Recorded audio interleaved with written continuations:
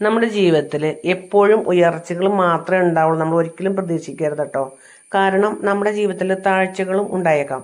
അപ്പോൾ താഴ്ചകൾ ഉണ്ടാവുന്ന സമയത്ത് നമ്മളെ ഉപദേശിക്കാനും മാർഗനിർദ്ദേശം തരാനും നിയന്ത്രിക്കാനൊക്കെ ഒത്തിരി പേര് നമ്മൾക്ക് വരും കേട്ടോ.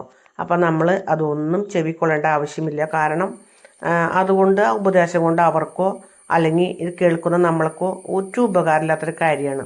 എന്നാലും അവർ ഉപദേശിച്ചുകൊണ്ടിരിക്കും. അപ്പോൾ നമ്മളത് ചെവി കൊള്ളേണ്ട കാര്യമില്ല. അതിന് മറുപടി പറയാൻ നിൽക്കേണ്ട ആവശ്യവുമില്ല.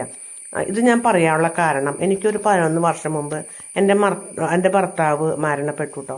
ആ മരണപ്പെട്ട സമയത്ത് എനിക്ക് ഉണ്ടായ അനുഭവങ്ങളാണ്. അന്ന് ഒത്തിരി പേര് ഉപദേശിക്കാനും മാർഗനിർദ്ദേശങ്ങൾ തരാനും നിയന്ത്രിക്കാനും ഒക്കെ വന്നിരുന്നു. പക്ഷെ ഞാൻ അതിനൊന്നും മറുപടി പറയാൻ പോയിട്ടില്ല കേട്ടോ. അപ്പോൾ ഞാൻ കേട്ടു, എനിക്കത് മനസ്സിലായി. കാരണം ഈ ഉപദേശം കൊണ്ടോ ഈ നിർദ്ദേശം കൊണ്ടോ നമുക്ക് നമ്മുടെ കുട്ടികളെ വളർത്താനോ നമ്മൾക്ക് അതുകൊണ്ട് ഒരു ഗുണം ഇല്ല എന്ന് ഞാൻ മനസ്സിലാക്കിക്കൊണ്ട് തന്നെ ഞാൻ അതിനൊന്നും മറുപടി പറഞ്ഞില്ല.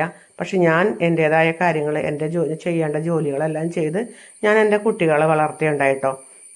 അപ്പോൾ നമ്മൾ എന്ത് ചെയ്യണമെന്ന് അറിയാമോ? ഇതേപോലെ നമ്മൾക്ക് പലർക്കും ഇതുപോലെ അനുഭവങ്ങൾ ഉണ്ടാവാം.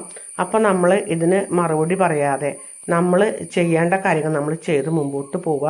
പിന്നെ മറ്റുള്ളവർ നമ്മളെപ്പറ്റി എന്ത് പറയും, എന്തിനു പറയൂ, അങ്ങനെ വിചാരിച്ച് നമ്മൾ ഇരുന്ന് കഴിഞ്ഞാൽ, അല്ലെങ്കിൽ അവർ പറയണ നിർദ്ദേശങ്ങൾ കേട്ട് ജീവിച്ചു കഴിഞ്ഞാൽ ജീവിതകാലം മുഴുവൻ നമ്മൾ അവരുടെ നിർദ്ദേശത്തിനനുസരിച്ച് നമ്മൾ മുമ്പോട്ട് പോകേണ്ടി വരും.